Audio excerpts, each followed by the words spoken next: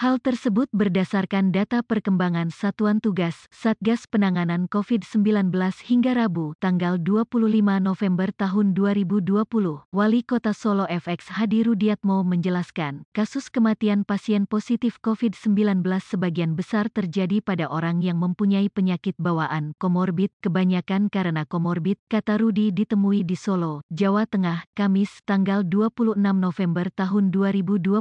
Angka kematian COVID-19 sebanyak 97 kasus tersebut tersebar di 5 kecamatan di Solo. Adapun kasus kematian paling banyak terjadi di Kecamatan Jebres, yakni 36 kasus. Jumlah tersebut tersebar di 8 kelurahan, meliputi Sudiroprajan 1 kasus, Gandekan 3 kasus, Tegalharjo 1 kasus, Purwodiningrat 2 kasus, Jebres 15 kasus, Mojosongo 12 kasus, Pucang Sawit 1 kasus dan Jagalan 1 kasus. Kemudian Kecamatan Banjarsari ada 30 kasus, rinciannya, Nusukan 5 kasus, Manahan 3 kasus, Mangkubumen 3 kasus, Gilingan 5 kasus, Banyuanyar 4 kasus, Setablan 2 kasus, Kadipiro 6 kasus, Banjarsari 1 kasus dan Joglo 1 kasus. Kecamatan Pasar Kliwon ada 18 kasus, rinciannya Joyosuran 2 kasus, Pasar Kliwon 5 kasus, Gajahan 1 kasus, Sangkrah 1 kasus, Semanggi 7 kasus dan Mojo 2 kasus. Kecamatan Laweyan ada 8 kasus,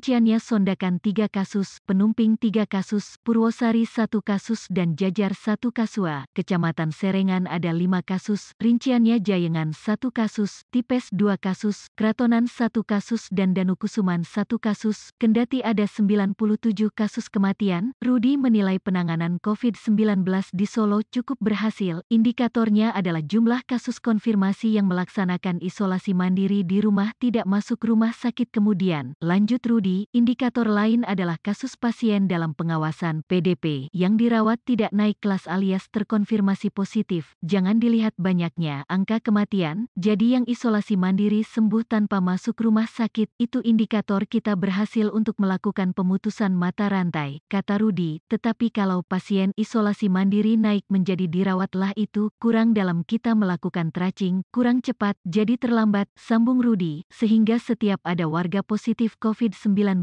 kata Rudi tracing kontak langsung dilakukan. Selain itu juga diambil sampel swab kepada kontak tracing. Sekarang ini begitu ada yang positif malam dilakukan tracing terus pagi diswab. Banyak warga yang meminta untuk diswab, ujarnya.